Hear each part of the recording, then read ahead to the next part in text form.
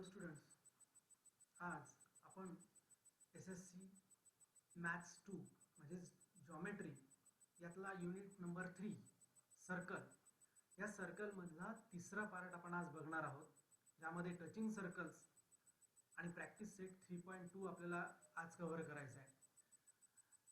या पूर्वीच्या पार्टमध्ये पार्ट 1 मध्ये आपण पाहिलेलं होतं टाइप्स ऑफ सर्कल्स आणि टँजंट थेरम. पार्ट 2 मध्ये सर्कलच्याच पार्ट 2 मध्ये आपण टँजंट सेगमेंट थेरम आणि प्रॅक्टिस सेट 3.1 पाहिलेला होता. ज्यांनी पार्ट 3 आपण बघतो आहे, ज्यांनी आधीचे पार्ट नसतील बघितले त्यांनी नक्की जरूर बघा, कारण हा चॅप्टरच असा आहे की एका पार्टचं रिलेशन दुसऱ्या पार्टला, दुसऱ्या पार्टचं रिलेशन थर्ड पार्टला, अशा प्रकारे हा चॅप्टर आहे. एनिवे, आज आपण बघणार आहोत यामध्ये touching circles and practice set 3.2. Touching circles म्हणजे नेमकं काय, तर त्याच्यासाठी आपण एक छोटीशी ऍक्टिव्हिटी घेणार आहोत. बघा, इथे तुम्हाला दिसत आहे एक 3 कोलिनियर पॉइंट्स, एक सेगमेंट घेतली आणि ज्याच्यावर आपण 3 कोलिनियर पॉइंट्स टाकले. ओके, आणि याच्यामध्ये हे कोलिनियर पॉइंट्स मध्ये हा इथे दिसतोय तुम्हाला पॉइंट X, त्याच्यानंतर Y आणि पॉइंट Z. हे असे 3 कोलिनियर पॉइंट घेतले. ओके, त्याच्यानंतर पुढे draw a circle with centre X, radius XY. बरोबर आहे, म्हणजे Y पासून जाणारा आपल्याला एक सर्कल काढलेला आहे आणि त्याचप्रमाणे Z पासून तर Y पर्यंतचं डिस्टन्स घेऊन दुसरं सर्कल काढलंय. या प्रकारे X आणि Y मधून एक सर्कल काढलेलं आहे, त्याचप्रमाणे Y पासून तर Z पर्यंतचं, जे की Z हे सेंटर घेऊन दुसरं सर्कल काढलेलं आहे. ओके, आता याच्यावर थोडंसं काळजीपूर्वक लक्ष द्या. काय होतंय, what happens. Note that both the circles intersect each other at a single point, and that is Y. दोन्ही सर्कल Y या पॉइंट मध्ये इंटरसेक्ट होत आहेत.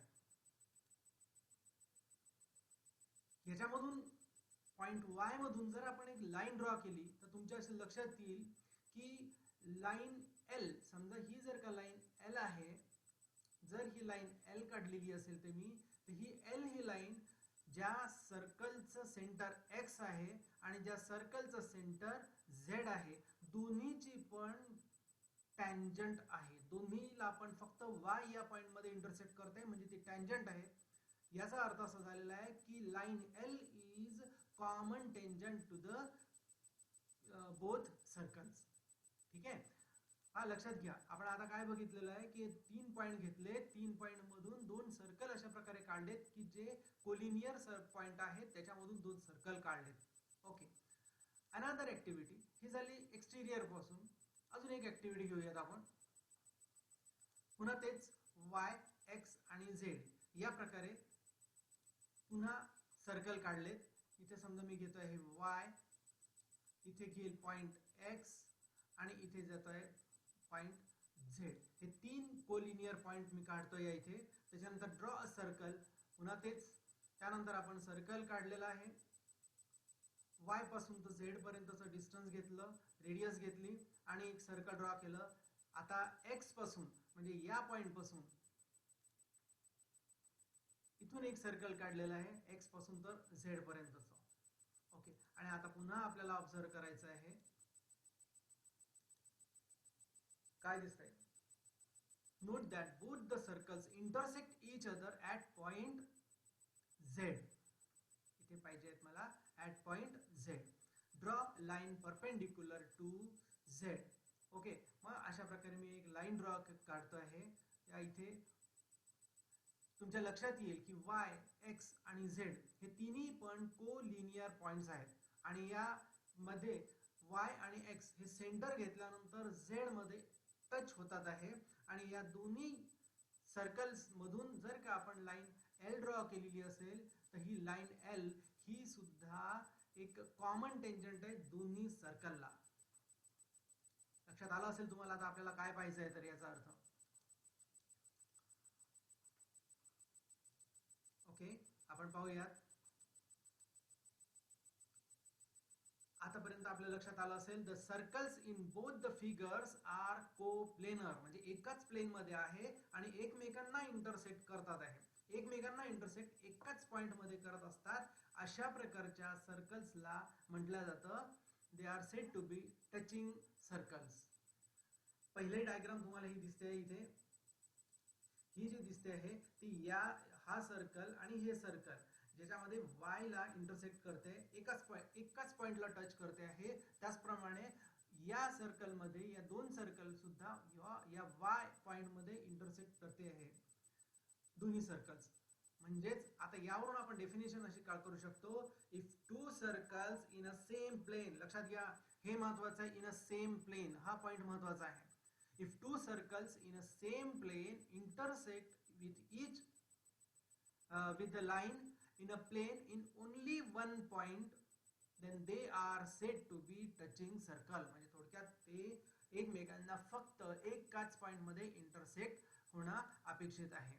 आणि तो जो पॉइंट असतो जो एकाच पॉइंट मध्ये दोन्ही पण सर्कल्स टच होतात त्या पॉइंटला म्हटलं जातं point of common point of contact, त्याला आपण म्हणत असतो कॉमन पॉइंट ऑफ कॉन्टॅक्ट. लक्षात आलं असेल तुम्हाला आता की जर का टचिंग सर्कल्स आहेत तर त्याला डिफाइन करत असताना एकतर ते दोन्ही पण कोप्लेनर सर्कल असले पाहिजे आणि दोन्ही एकमेकांना एकाच पॉइंट मध्ये, मग ते वेदर ते सर्कल्स हे एक्सटर्नली टचिंग सर्कल्स असतील किंवा इंटरनली टचिंग सर्कल्स असतील. म्हणजे याला म्हणू शकतो आपण these are externally touching circles and these circles are internally touching circles. अशा प्रकारे आता एक आपण पुढची मला ऍक्टिव्हिटी घ्यायची आहे. जो थेरम आता आपण बघणार आहोत की त्या थेरमची त्यापूर्वी एक ऍक्टिव्हिटी घेऊया आपण. In a figure radii of circles with centre A and B are 3 and 4 centimetre respectively.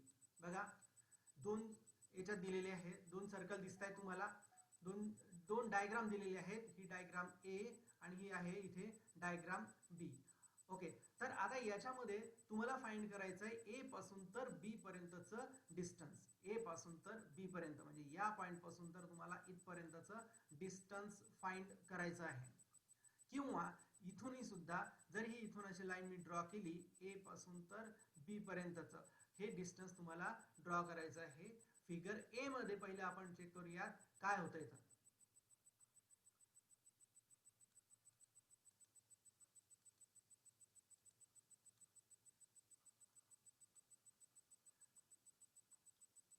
आता मी आत्ताच सांगितलं तुम्हाला की दोन सर्कल्स एकमेकांना एकाच पॉइंट मध्ये टच होत आहेत, कारण की ते जे आपण पॉइंट्स काढले होते ते कोलिनियर पॉइंट्स होते.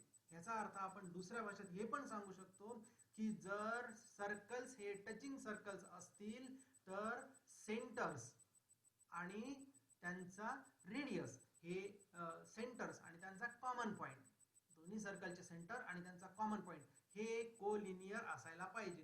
कोलिनियर आहेत याचाच अर्थ काय, बिटवीननेस प्रॉपर्टी.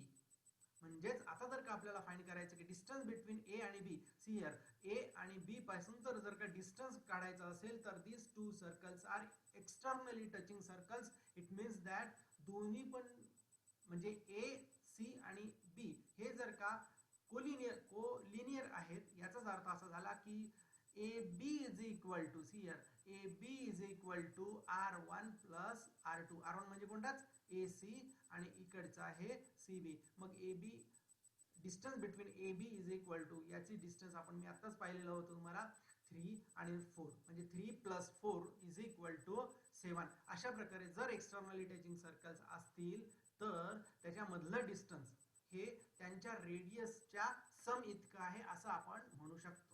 आता इंटरनली टचिंग सर्कलच्या बाबतीत विचार करू आपण. आता इथे बघा ए पासून तर सी पर्यंतचं जे डिस्टन्स आहे ही रेडियस आहे, दुसरी रेडियस आहे बी पासून तर सी पर्यंतची. पण यामध्ये तुमच्या लक्षात येईल एक गोष्ट की यामध्ये ए बी आणि C all these are collinear points. आता इथे जर का कोलिनियर पॉइंट हा पॉइंट येतो आहे तर याचाच अर्थ असा होतो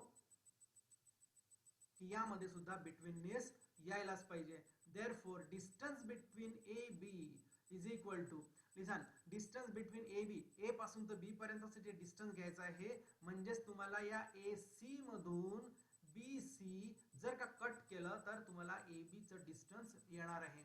म्हणजेच R1 मायनस R2 किंवा R2 मायनस R1, म्हणजे जो मोठा रेडियस आहे त्याच्या डिस्टन्स मधून लहान रेडियस मायनस करायची आहे, तेव्हाच पुढे तुम्हाला डिस्टन्स बिटवीन ए बी येतं. बाकी पुढे काही कठीण नाही आहे. So distance between A B is equal to R2 minus R1. Bigger circle मधून, सर्कलच्या रेडियस मधून स्मॉलर सर्कलची रेडियस आपण मायनस करणार आहोत, म्हणजे 4 minus 3 is equal to 1 centimetre. ही एक्झाम्पल पुढचा थेरम घेण्याच्या आधी मुद्दाम याच्यासाठी घेतलंय की आपण त्याच्यावर विचार करायला पाहिजे की आता जे आपण बघितलं की आपण पहिली ऍक्टिव्हिटी केली, त्या ऍक्टिव्हिटी मध्ये काय सांगितलेलं आहे, पहिले फक्त एक लाईन सेगमेंट ड्रॉ करा, म्हणजे त्याच्यावर 3 कोलिनियर पॉइंट घ्या आणि नंतर 2 सर्कल टाका. आता आपण त्याच्या उलट बघतोय. जर सर्कल हे टचिंग सर्कल्स असतील तर त्यांच्या सेंटर्स आणि पॉइंट ऑफ कॉन्टॅक्ट हे दोन्ही सुद्धा हे सगळे कोलिनियर असायला पाहिजे. याच्याच आधारावर आता आपण पुढचा थेरम बघणार आहोत, ज्या थेरमचं नाव आहे थेरम ऑफ टचिंग सर्कल. याला म्हटलं जातं थेरम ऑफ टचिंग सर्कल. आता बघून घ्या,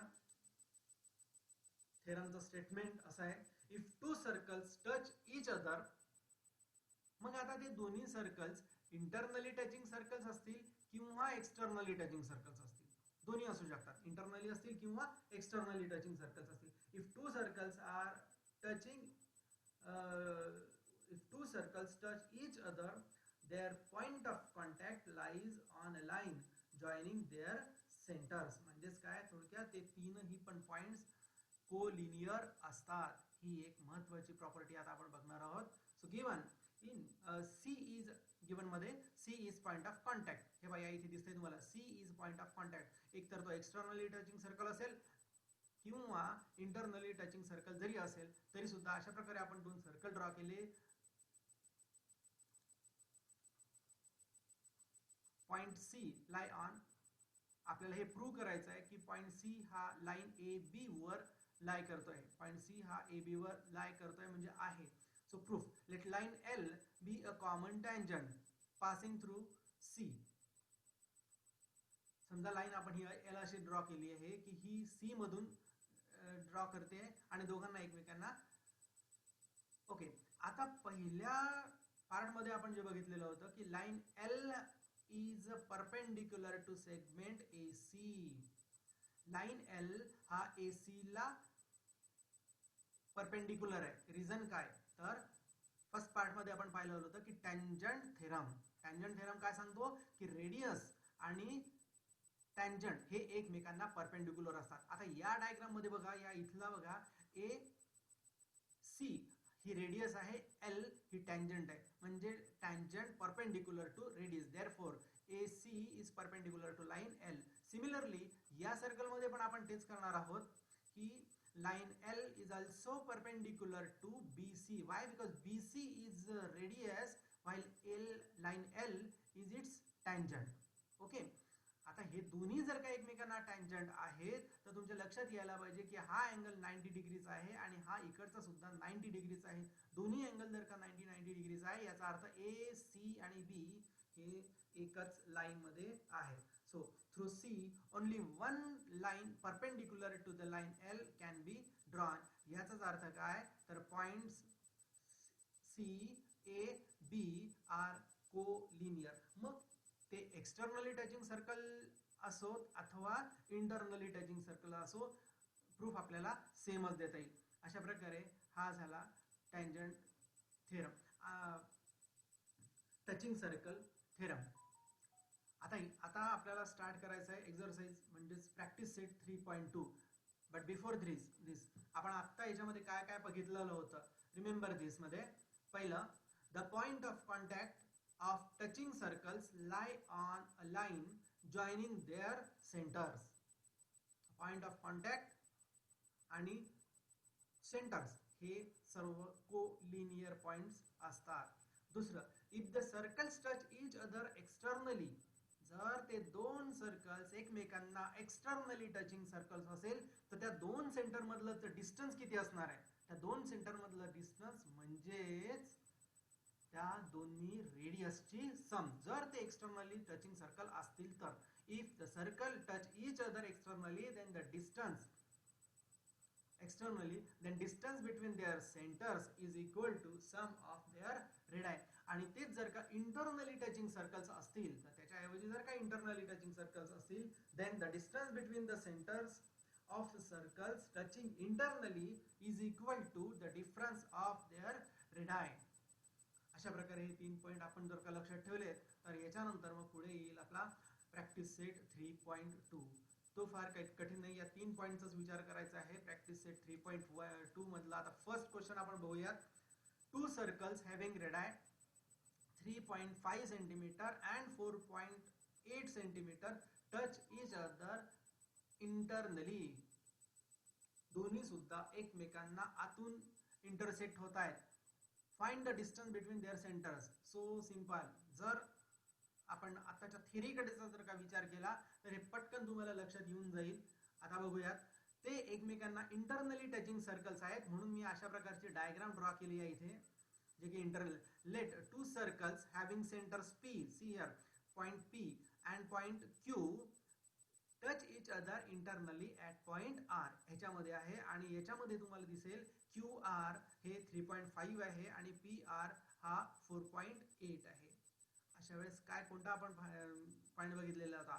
then the 2 circles touch each other internally then by touching circle theorem. Touching circle theorem काय सांगतोय? याच्यामध्ये P, Q आणि R हे तीनही पण पॉइंट्स कोलिनियर आहेत. कोलिनियर आहेत याचा अर्थ काय झाला की PQ plus QR is equal to PR. Simple आहे. Therefore PQ is equal to, PQ जर का आपल्याला फाइंड करायचं आहे, PQ जर का फाइंड करायचं असेल तर या PR मधून QR इथे तुम्हाला मायनस करावा लागेल. PR मधून QR जर का तुम्ही मायनस केला, हे बघा इथे दिसत आहे PQ is equal to PR minus QR. Value put करणार आहे. PR ची व्हॅल्यू आहे 4.8 मायनस 3.5. मग 4.8 मधून 3.5 मायनस केल्यानंतर येणारं जे काय आन्सर आहे तेच आपलं फायनल आन्सर आहे. म्हणजे डिस्टन्स, किंवा आपण दुसऱ्या भाषेत हे पण सांगू शकतो की 2 circles are touching internally then distance between the radii. दुसऱ्या मेथडनी आपण अशा पद्धतीने हा पण वापर करू शकतो की distance between their radii is difference of their radii. अशा प्रकारे आपला हा फर्स्ट क्वेश्चन झाला. नेक्स्ट बघूयात आपण. इथे दिलेलंच आहे मी आता. The distance between the centres of circle touching internally is equal to the difference. Okay, next question आपण नेक्स्ट क्वेश्चन कडे जाऊयात. Question number 2. ह्यामध्ये असं दिलेलं आहे 2 circles of radii 5.5 centimetre and 4.2 centimetre touch each other externally. Listen, पहिल्या question मध्ये internally touching circles होते आणि आता याच्यामध्ये दिसतंय तुम्हाला externally touching circles. Externally touching circles म्हटल्याबरोबर आपल्याला लक्षात यायला पाहिजे की R1 plus R2 is equal to distance between their radii. किंवा दुसऱ्या पद्धतीने आपण जर का लिहायचं असेल तर आपण काय सांगू शकतो की the points centres and common point of contact are collinear. So ह्याचा जर का आपण विचार केला तर पुढे आपोआपच येणार उत्तर येईल.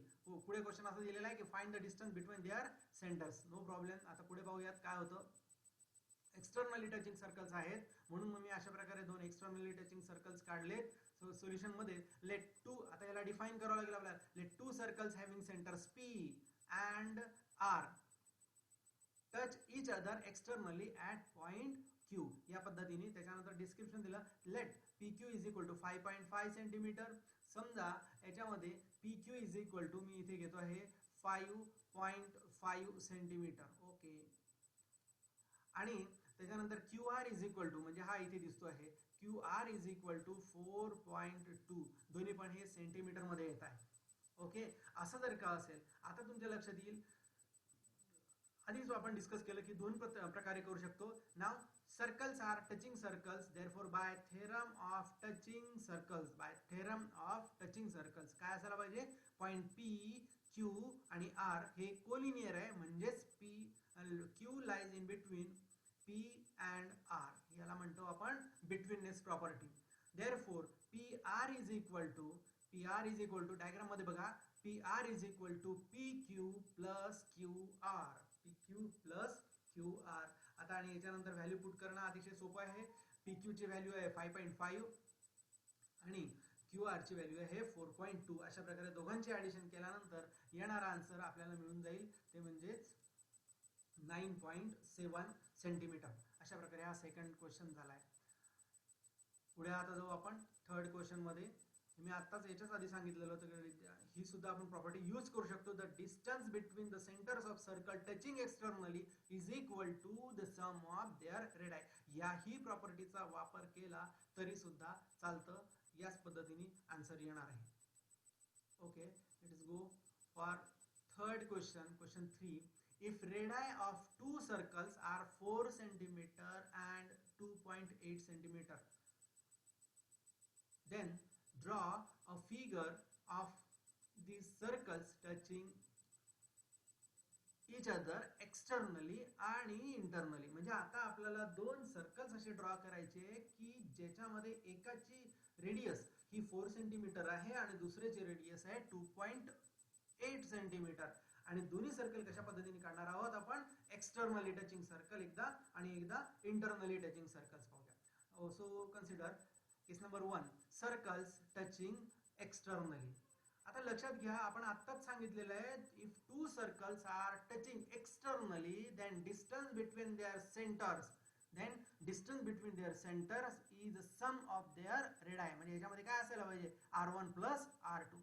जर मला हे दोन सर्कल्स काढायचे आहे तर सगळ्यात महत्वाचं काय, आपण सेगमेंटच अशी ड्रॉ करूया, म्हणजे जे ते तीन कोलिनियर पॉइंट्स असणार आहेत ती पहिले तीच सेगमेंट आपण ड्रॉ करूया. इथे तुम्हाला दिसत आहे 4 सेंटीमीटर आणि 2.8 सेंटीमीटर, म्हणजे काय होणार आहे, 4 प्लस 2.8 इज इक्वल टू 6.8. मग आपण एक सेगमेंटच अशा प्रकारे ड्रॉ करूयात की जीचं डिस्टन्स आहे 6.8 सेंटीमीटर. म्हणजे या पॉइंट पासून तर या पॉइंट पर्यंतचा 6.8 सेंटीमीटर आहे. सिंपल.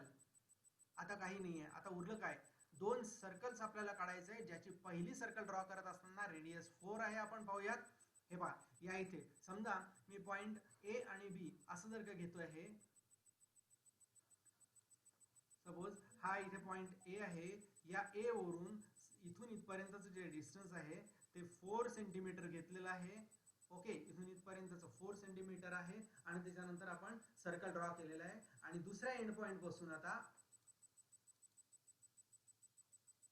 समजा आता ही पॉइंट बी आहे आणि याच्यापासून तर इथपर्यंतचं डिस्टन्स किती असायला पाहिजे, 6.8 हे दोघांची टोटल आहे. म्हणजे हा एक 4 आहे आणि दुसरा असायला पाहिजे 2.8 सेंटीमीटर. बघा, आपोआपच एक सर्कल हा 4 सेंटीमीटरच्या रेडियसचा आहे आणि दुसरा बी हा सेंटर असलेला 2.8 च्या रेडियसचा आहे. म्हणजे अशा प्रकारे आपण एक्सटर्नली टचिंग सर्कल्स घेतलंय, ज्याच्यामध्ये पॉइंट एम हा कॉमन पॉइंट ऑफ कॉन्टॅक्ट आहे असं आपण सांगू शकतो. अशा प्रकारे आपण circles, externally touching circles draw करू शकतो. त्यानंतर आता आपल्याला बघायचं आहे पुढे इंटरनली टचिंग सर्कल्स कसं काढणार आहेत. सेम हेच पॅटर्न आपण अप्लाय करूयात.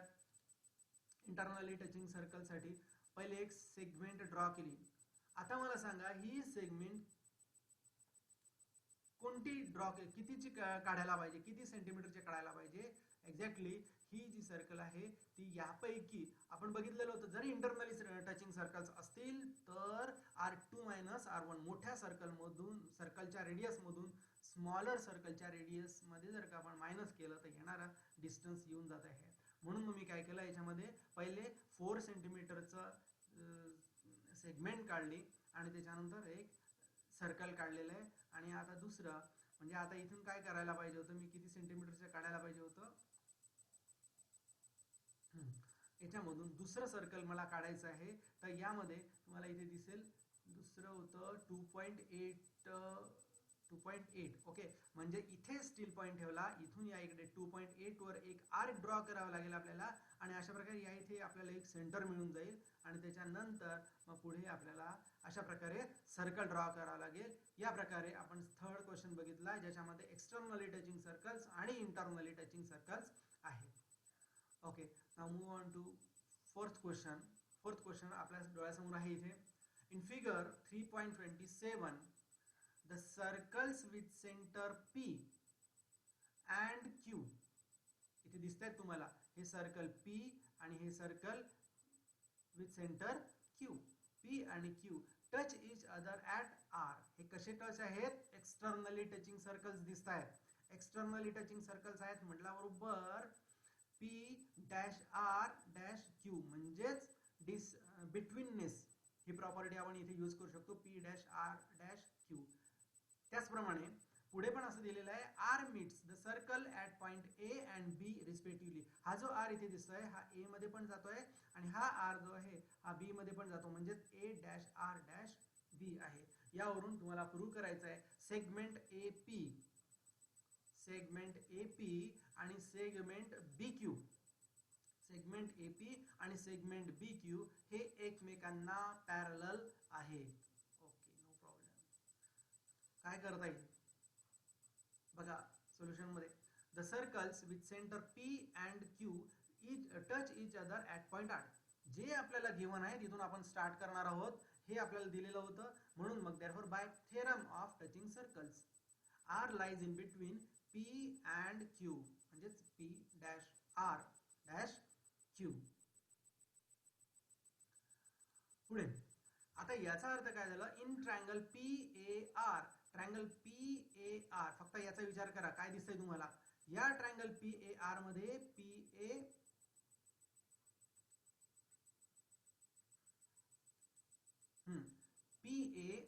आणि पी आर हे दोन सेगमेंट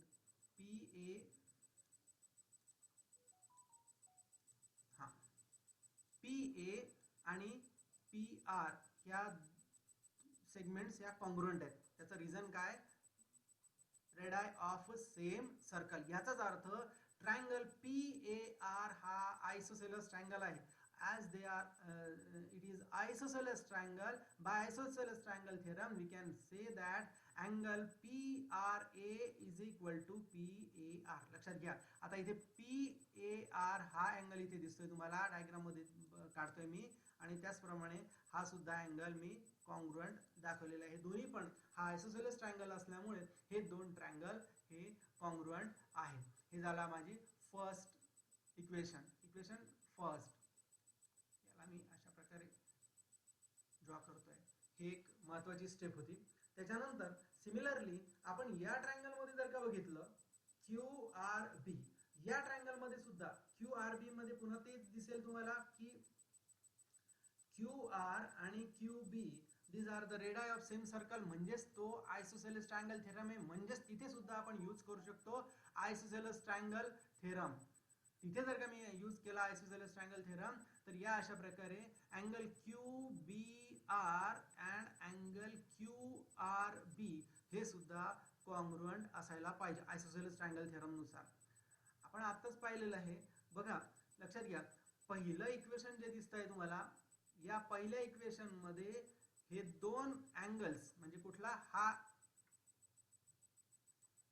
अँगल आणि हा अँगल, दुसऱ्या इक्वेशन मध्ये हा आणि हा हे दोन अँगल्स कॉन्ग्रुएंट दाखवलेत. आणि आता इथे तुम्हाला डायग्राम मध्ये दिसेल की angle A R P is congruent to angle B R Q. Why? Because two angles are vertically opposite angles. म्हणजेच थोडक्यात काय झालंय सगळेचे सर्वच कॉन्ग्रुएंट आहेत. मग याचा अर्थ काय झालेला आहे की पुढे बघूयात पुढची स्टेप. व्हर्टिकली अपोजिट आहेत. therefore angle PAR, listen, angle PAR हा angle is congruent to angle RBQ. हा अँगल आणि हा अँगल कॉन्ग्रुएंट आहेत. आपल्याला हेच पाहिजे होतं. जर हे दोन अँगल कॉन्ग्रुएंट असतील, कुठला PAR म्हणजेच PAB, त्याचप्रमाणे RBQ म्हणजेच ABQ, but these two angles, angle A and angle B are alternate angles, interior alternate angle. Therefore by alternate angle theorem, but they are pair of alternate angles formed by transversal AB on segment AP. Therefore AP is parallel to BQ. AP is parallel to BQ. Why? Reason is same, alternate angle test. अशा प्रकारे आपण first ला draw करू शकलो, first आपण show करू शकलो, ज्याच्यामध्ये AP is parallel to BQ. आता आपण पुढे बघूयात. आपल्याला सेकंडला बघायचं आहे की APR आणि RQB.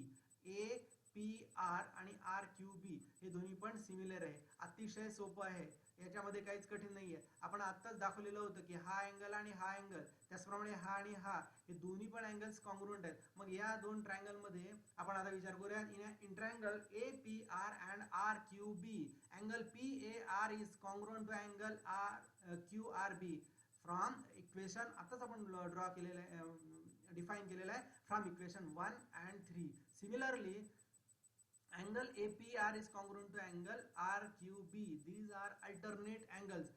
याचप्रमाणे आपण एकमेकांचे अपोजिट अँगल्स आहेत, अशा पद्धतीने पण आपण हे दोन दाखवू शकतो. Therefore triangle APR is similar.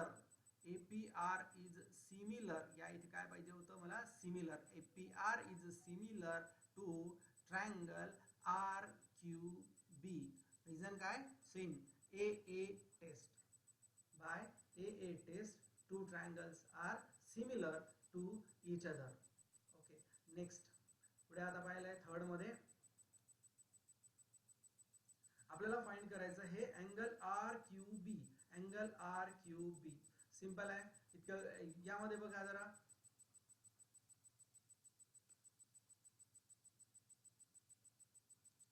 Okay, it is given that PAR is equal to 35.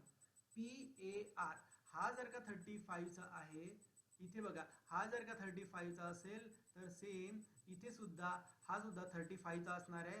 हा जर का 35 चा आहे तर हा त्याचा अपोजिट अँगल आहे, याचा सुद्धा मेजर असायला पाहिजे 35 डिग्री.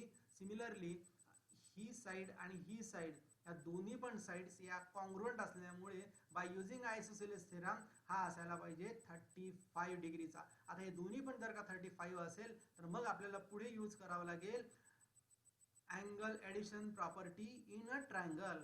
हे जर का आपण अशा पद्धतीने सॉल्व केलं तर हे नक्कीच येईल. So listen, step 1, angle PAR is equal to 35 degree. Okay, त्याचप्रमाणे हे दोन्ही पण RBQ आणि PAR, RBQ आणि PAR हे सुद्धा इक्वेशन 4 नुसार कॉन्ग्रुएंट आहेत, ते सुद्धा असायला पाहिजे 35 डिग्रीचे.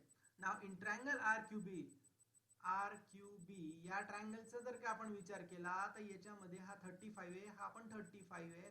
व्हॅल्यू पुट करू आपण आणि पुढे बघूयात काय होतंय. तर RQB plus RBQ plus QRB is equal to 180 degree.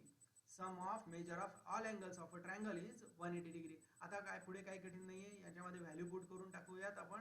RQB plus RBQ plus RBQ म्हणजे काय झालं, 2 times RBQ is equal to 180 degree. Therefore RBQ ची व्हॅल्यू किती आहे, 35 degree. Therefore angle RQB plus 2 times 35, 2 times 35 म्हणजेच 70. मग पुढे काय करणार आहे, या 70 ला इकडे शिफ्ट करावं लागेल. 180 मायनस 70 इज इक्वल टू, म्हणजे पुढची स्टेप ही असायला पाहिजे, which is equal to 180 minus 70, 180 minus 70 and that is 110. अशा प्रकारे आपण अँगल RQB ची सुद्धा व्हॅल्यू आपण ड्रॉ केली. अशा प्रकारे हा होता फोर्थ क्वेश्चन. पुढे जाऊ आपण आता नेक्स्ट क्वेश्चन कडे वळूयात. हा पाचवा क्वेश्चन जो दिसतोय तुम्हाला, जरा काळजीपूर्वक लक्ष द्या. स्टार क्वेश्चन आहे, शांतपणे समजून घ्यायचं आहे आपल्याला. In triangle, in this figure the circles with centre A and B touch each other at point E. हे सर्कल एकमेकांना टच करतात आहे, याचा अर्थ असा झाला एक्सटर्नलिटी टचिंग सर्कल्स आहेत, म्हणजेच पॉइंट ए, पॉइंट ई आणि point B are collinear. Definitely these are collinear points. पुढे पाहूया पुढे काय होतंय. Line L is common tangent. ही जी लाईन दिसते तुम्हाला ही common tangent with touches circles at point C and at point C आणि डी अशा वर्ग इथे टच होते. Find the length of segment C D. You have to find C D.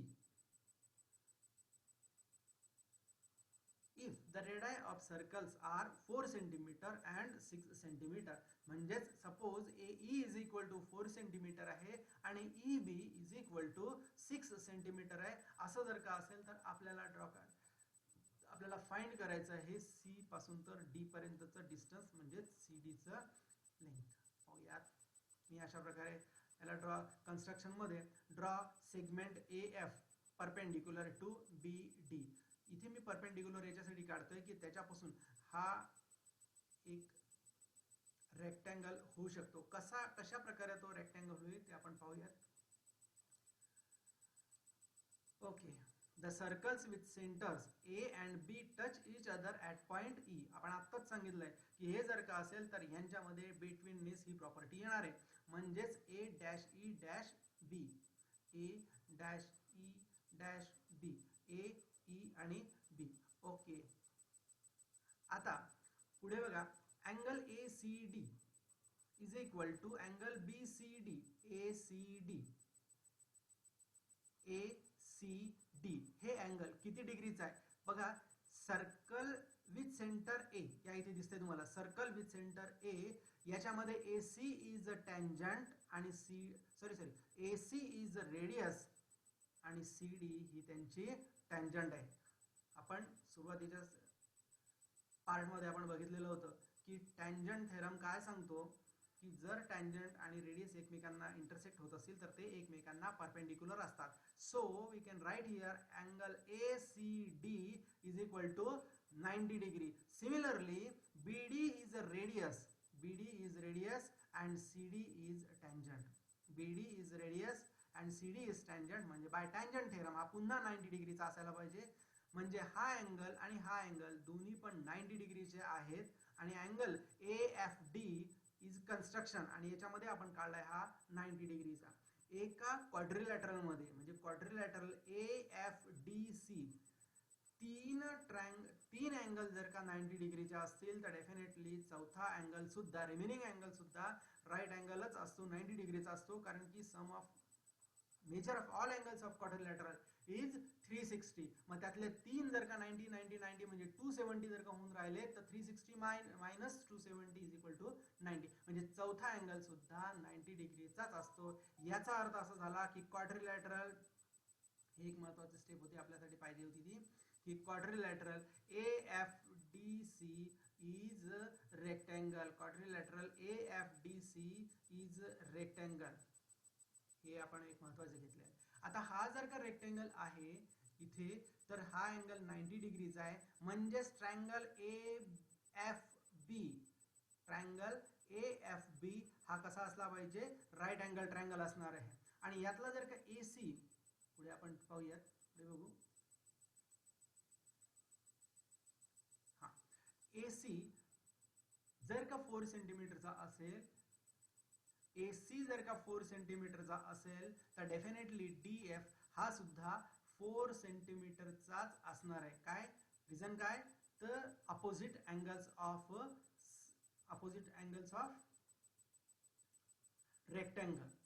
Okay, opposite sides of a rectangle. आता हा जर का 4 आहे तर हा सुद्धा 4 आहे. Similarly CD will be congruent to AF. म्हणजे आपल्याला थोडक्यात काय करायचं की इन ट्रायंगल AFB जर आपण AF फाइंड करतो आहे, तर आपोआपच आपल्याला CD पण मिळून जाणार आहे.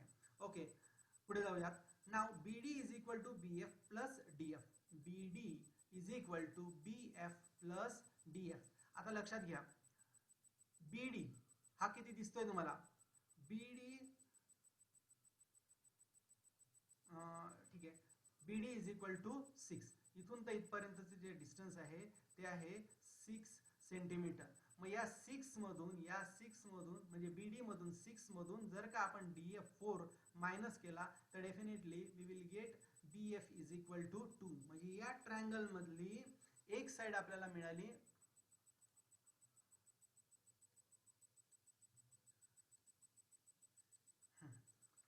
ओके. अशा प्रकारे आपल्याला ही साइड इथे BF ही 2 सेंटीमीटरची दिसते. आता आपण ड्रॉ पाहूयात AB कशी काढता येईल. तर आता या इथे दिसते तुम्हाला AE किती आहे 4 सेंटीमीटर.